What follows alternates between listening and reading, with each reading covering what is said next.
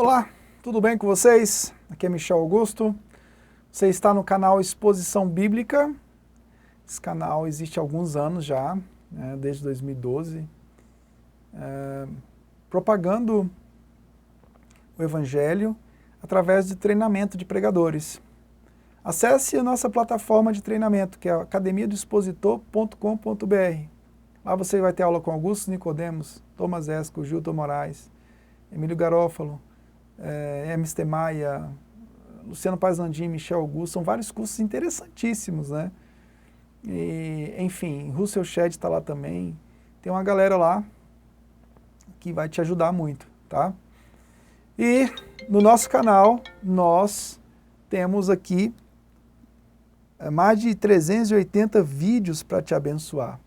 É isso mesmo. Nosso canal tem muita coisa boa. Tem várias playlists aí que você pode ver que tem muito material. Então, nosso canal não é um canal melhor que de ninguém, longe disso, mas nosso canal é de conteúdo produzido para a nossa equipe. Tá? Não é um Ctrl+C, Ctrl+V, não é aquele tal de fazer download de vídeo e upload ao mesmo tempo. Não. Nosso canal é de conteúdo sólido para treinar pessoas. Nós queremos cumprir a nossa missão. Hoje vamos falar da segunda parte da pregação doutrinária. Vou usar a bibliografia. Na primeira aula eu disse as bibliografias, e hoje eu vou usar praticamente Thomas Narrows, tá ok? Que escreveu sobre pregação doutrinária. É um livro que ainda não foi traduzido, mas está prestes a ser traduzido em breve para o português. Bom, primeira coisa que nós precisamos compreender é que, recapitulando na aula passada, quando você extrai a ideia central de um texto, considerando a teologia bíblica dele, a ligação dele com a história redentiva, você nunca pode deixar de considerar que dentro dessa ideia central, que está amarrada na teologia bíblica, que deve estar amarrada na teologia bíblica, você nunca deve deixar de extrair o contexto doutrinário que aquele texto está inserido. E ao aplicar ao ouvinte, você levar essa carga doutrinária ao ouvinte. Por quê? Thomas Narrows vai falar uma coisa muito interessante. Toda pregação é doutrinária. Existem pregadores que dizem assim, não, vamos deixar a doutrina para a sala de aula. Nem ao menos na sala de aula ele trata disso. Então, extrair da ideia central de um texto a doutrina bíblica e aplicar isso ao ouvinte é uma forma maravilhosa de inculcar as verdades divinas na vida do povo e conectar, olha aí o primeiro passo aí, e conectar essas verdades à prática. Porque imagine você, uma pessoa, ser incitada a uma prática sem teoria. Então, toda pregação ela vai ter uma carga doutrinária, seja boa ou ruim. Então, nós precisamos explorar mais as doutrinas que estão inseridas no texto, para que as pessoas possam ter práticas com fundamento bibliocêntrico, teocêntrico, cristocêntrico. Uma prática sem esses três fatores, bibliocêntrico, teocêntrico e cristocêntrico, ela é terrível. Ela se torna quase que uma prática pagã. Então, o que o Thomas Narrows vai dizer é a inculcação de algum ensino particular da revelação divina, surgindo de seu contexto imediato e colocado em uma relação complementar com todo o contexto bíblico, deve ser o objetivo de cada sermão. Voltando aqui, nunca perca a oportunidade de inculcar os fundamentos da fé e conjugar esses fundamentos à prática cristã, às aplicações devidas ao contexto do ouvinte e sua cultura. Nunca perca essa oportunidade. E essa oportunidade começa no púlpito. Querido pregador, querido pastor, doutrina não é uma questão que você vai tratar só em sala de aula. Doutrina é uma coisa que você trata a vida toda, porque doutrina ela pressupõe uma prática, É o pressuposto de uma prática. Então, isso é um discurso mais furado do mundo. Querer tirar a doutrina da pregação. Os pregadores de igrejas chamadas igrejas emergentes, eles dizem isso. Não vamos tratar a doutrina na pregação, não vamos tratar só de prática. Mas como é que as pessoas vão praticar uma coisa que elas não têm fundamento? Quer dizer, a gente chegou num período de irracionalidade completa. Né? Bom, isso parece mais ser um mantra do liberalismo teológico, né? Aqui no terceiro slide aqui. O liberalismo teológico deixou marcas terríveis. E a primeira coisa negativa que o liberalismo trouxe foi dizer que o cristianismo não é um dogma, mas uma vida correspondida, né? Mas uma vida que foi correspondida pela proposição evangélica igualmente enigmática, de que viver o livro é melhor do que conhecer o livro. Né? Bom, a gente tem que tomar cuidado com as falácias liberais. Mesmo porque quando você diz que o cristianismo não é um dogma, isso é um perigo. E qual o problema de nós tratarmos da vida como uma questão dogmática? Acho que não tem nenhum problema, porque tudo na vida vai levar para questões doutrinárias. Se uma pessoa não é doutrinada conforme a palavra de Deus, ela vai ser doutrinada de outra forma. Se o seu filho não é doutrinado com o evangelho, ela vai ser doutrinada com outras cosmovisões. Então isso é muito perigoso. Olha aí, não há pregação sem doutrina. Thomas Narrows vai dizer que as doutrinas são como ossos. Eles nunca tiveram a intenção de se sentar sozinhos. Eles são grotescos e secos em tal ambiente. Sua função pretendida, entretanto, é fornecer definição. Os ossos, as doutrinas são como ossos. Elas fornecem definição, força, retidão, distinção e proporção a um corpo. Em terceiro lugar, um ser humano seria uma bolha inútil e não funcional sem eles. Imagine uma pessoa sem os ossos. Seria um ser invertebrado, né?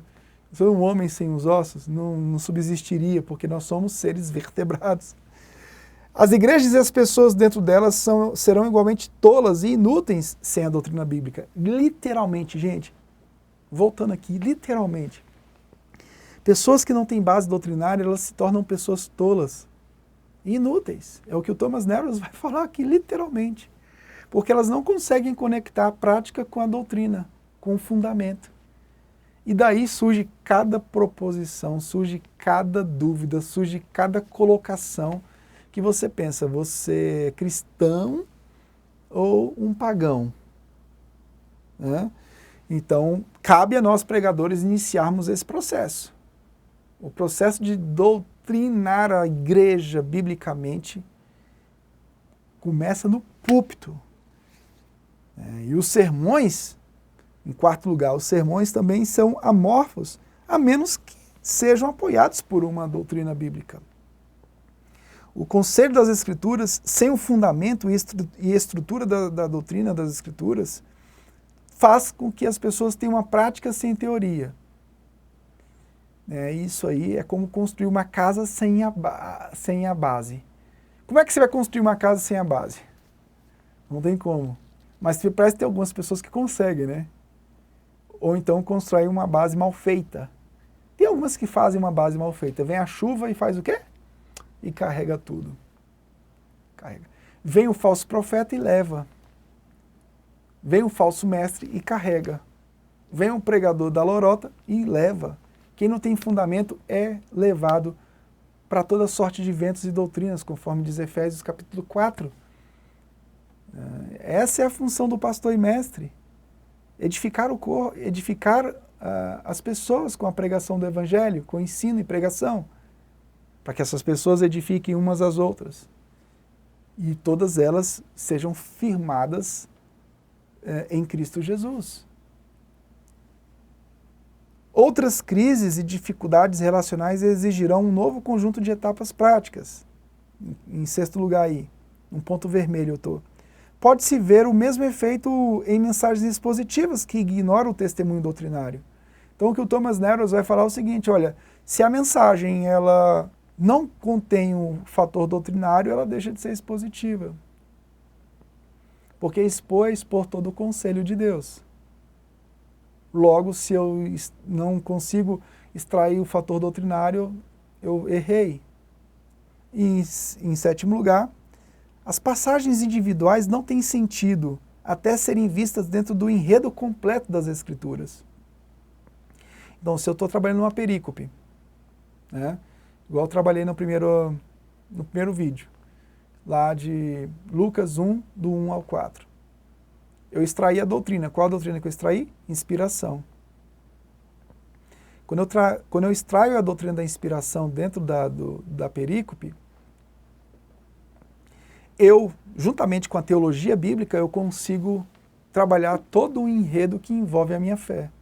Autoridade, né, inerrância, a Bíblia como revelação, escrita dentro de um processo literário, com Lucas, no caso lá, sendo um pesquisador nato, mas ele trabalhou na autoridade e inspiração do Espírito Santo. Ele foi um pesquisador, não foi uma pessoa que recebeu uma psicografia, não é isso, inspirado não é isso. Texto inspirado não é uma psicografia. É alguém que dentro do seu contexto cultural e literário, ele tem o Espírito Santo que o conduz dentro de todo o processo de compilação, formatação do texto, para que as gerações futuras tenham a voz de Deus como verdade guardada para ouvirem e serem identificadas e transformadas à imagem de Jesus Cristo. Bom, a parte doutrinária da tarefa interpretativa não pode ser omitida. Né? Então, a Bíblia não é uma revelação independente de Deus. Né? O J. Packer descreveu como os puritanos eram implacavelmente doutrinários em sua pregação. O método era expositivo e o seu conteúdo era doutrinário. Quando a gente fala de doutrina, você pode imaginar, mas e a prática? A prática se extrai da doutrina. Tá ok? Eu vejo muitas pessoas falando de pregação doutrinária, que a pregação tem que ser mais prática. Sim, no momento das aplicações, das implicações, você transporta essa doutrina para a prática. Um exemplo clássico é a questão da doutrina da eleição. Um dos efeitos práticos da doutrina da eleição é o quê? Santificação. Então, um dos efeitos, tem várias implicações a partir da doutrina da eleição. Vamos lá, vamos caminhar aqui. Os ouvintes e as muitas narrativas desconexas. Olha aí. Seus ouvintes tornam-se frangos desossados, debatendo-se na vida com o mais fino aparato da verdade, enganados quanto à realidade pelas muitas proposições infundadas que foram alimentadas no púlpito. Então, o pastor está te dizendo que vai ensinar a doutrina na classe de EBD, e nem na classe de EBD ele ensina a doutrina. Então, o que há hoje é uma fuga da narrativa cristocêntrica, da cosmovisão cristã. Criação, queda e redenção. O que nós verificamos hoje são muitas narrativas desconexas. Ou seja, a pregação se torna mais um conjunto de teorias psicológicas que o pastor aprendeu lá na faculdade de psicologia, ou um conjunto de aplicações sociológicas que ele aprendeu fazendo sociologia, mas menos aquilo que é o cerne, a história da redenção aplicada na nossa vida no dia a dia. Isso é muito perigoso. Isso faz com que as pessoas, como Thomas Narrows vai dizer, se tornem frangos desossados e tenham tanta dificuldade em até ouvir e entender o Evangelho. A pregação de Jesus como modelo de conteúdo. Olha aí, esse quadrinho que eu fiz aí. Os discípulos deveriam pregar pelo menos tudo o que ele pregava e incluir todas as afirmações que ele fizesse sobre si mesmo e a obra do Pai, que o Pai o enviou a fazer. Então os discípulos deveriam fazer coisas maiores do que ele, no sentido de que a pregação do Evangelho, como uma obra mais excelente, é mais excelente do que a própria cura, do que o próprio milagre. Por quê? Porque através da pregação do Evangelho, o que iria acontecer? As pessoas iam se converter. Maiores coisas nós faríamos, por quê? Porque o ministério da pregação do Evangelho seria maior do que o de curas e milagres, no sentido de que a pregação do Evangelho atrairia as nações para Deus. Tá ok? Vamos lá. Vamos seguindo. A exposição da glória de Deus na obra redentora de Cristo. Então, a pregação doutrinária ela passa pela exposição da glória de Deus na obra redentora de Cristo. E o conhecimento de Jesus como o caminho, a verdade e a vida, que vem por meio da pregação, né, como um meio maior de obras maiores que aconteceriam, até mesmo que os próprios milagres que aconteceram. O próprio Jesus que falou que obras maiores nós faríamos através do quê? Da pregação do Evangelho. Tá bom? Bom, a pregação doutrinária, ela leva-nos a uma expansão da nossa compreensão doutrinária através da pregação. Você imagine, domingo a domingo, o pastor expondo o Evangelho, extraindo a lição, a ideia central do texto, conectando aquele texto à doutrina e à prática do ouvinte. O que vai acontecer? Domingo a domingo as pessoas vão ser catequizadas. Meu amigo, uma igreja ouvindo a pregação, sendo bem ensinada, ela não vai cair em lorota. Ela não vai aceitar qualquer disse-me-disse. Por quê? Porque na ação do Espírito Santo, as doutrinas bíblicas estão sendo bombardeadas, inculcadas no coração dessas pessoas. A autoridade de Jesus está estabelecendo a motivação e o poder para a vida delas. E isso vai criar raízes profundas nos casais, nos filhos, e de fato não serão enganados. Olha aí, a pregação é produto da doutrina, e a doutrina é propagada por ela. A pregação é produto da doutrina e a doutrina é propagada por ela.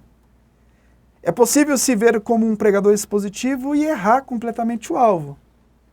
Se uma expressão madura de doutrina bíblica, coerentemente organizada, não servir como um elemento indispensável da interpretação, você pode errar. A pregação é produto da doutrina. A pregação de alguém deve ser um reflexo consciente da sua teologia. Repetindo o que o Thomas Neros vai falar, toda pregação é doutrinária, seja ela ruim ou boa. Já que toda pregação é doutrinária, vamos investir então nas doutrinas bíblicas. O que você diz, como diz, a quem você diz, né, vai trazer uma formação para a vida das pessoas. Ok? Vai formar as pessoas. Então tem pessoas que estão sendo formadas pessimamente, de acordo com doutrinas humanas, doutrinas falhas, e você tem a oportunidade de treinar as pessoas, de formar as pessoas, para que elas tenham uma prática conforme a centralidade do Evangelho em toda a Escritura. Tá bom? Bom, eu acho que nós podemos concluir. Vamos concluir aqui com a seguinte colocação.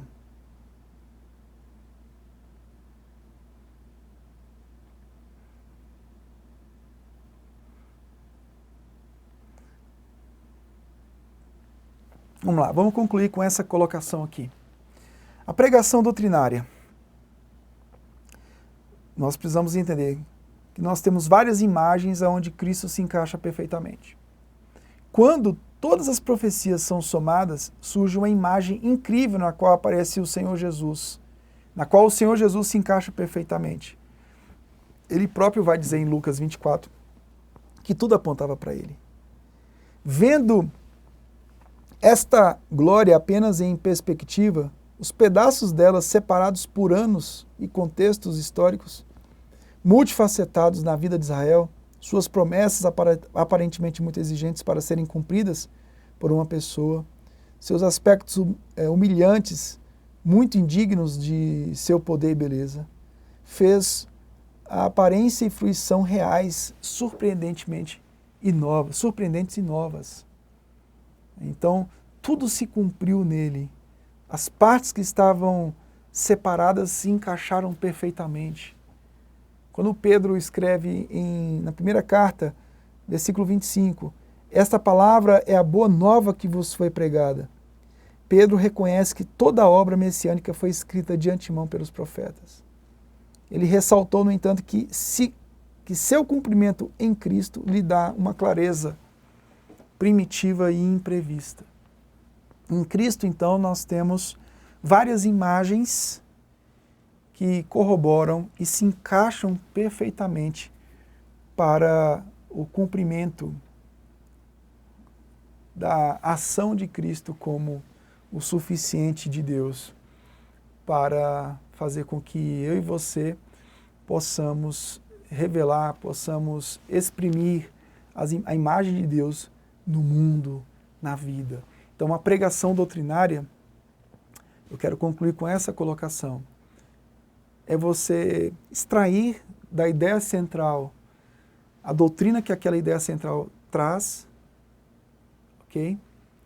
Juntamente com a teologia bíblica, e aplicar para a vida do ouvinte, para que ele tenha uma prática fundamentada na centralidade do Evangelho e, consequentemente, ele seja formado à imagem de Cristo e a finalidade de tudo isso é que ele consiga espelhar a glória de Deus no mundo. Se a imagem de Cristo não for formada nele, Deus não vai ser glorificado através da vida dele. Por quê? Porque só Cristo cumpriu toda a exigência do Pai. Então, quando eu prego, é para que as pessoas tenham a imagem de Cristo formada na vida delas. E, consequentemente, para que Deus seja glorificado. Deus não poderia ser glorificado de outra forma, a não ser quando os seus filhos forem formados à imagem de Cristo Jesus. Aquele que cumpriu cabalmente toda a exigência do Pai. Você vê que são peças que se encaixam perfeitamente e nos levam a viver de uma forma mais aprimorada para a glória de Deus. Entender e, na ação do Espírito Santo, praticar aquilo que nós professamos. Gente, nós temos mais outras partes para tratar disso, mas só no próximo domingo. Eu aguardo você. Queria agradecer a participação e que Deus te abençoe. Eu quero te dar uma tarefa aí. A tarefa é uma tarefa para casa. Depois você mande para a gente no exbiblica@gmail.com. Você vai extrair a ideia central de Lucas, capítulo 1, versículos 5 a 25. E vai extrair a doutrina a partir da ideia central e vai fazer uma ponte de implicações práticas para hoje. Tá? Repetindo, Lucas, capítulo 1, versículo 5 a 25. Você vai, a partir da ideia central, conectar a doutrina que está envolvida ali e fazer as aplicações para os dias atuais. Tá bom? É claro que você vai ter que trabalhar a explicação do texto e tal, mas a tarefa é basicamente essa. E mande para o nosso e-mail que a gente vai te auxiliar nisso aí. Deus te abençoe. Um abraço. Michel Augusto. Nós nos encontramos em breve. Tchau, tchau.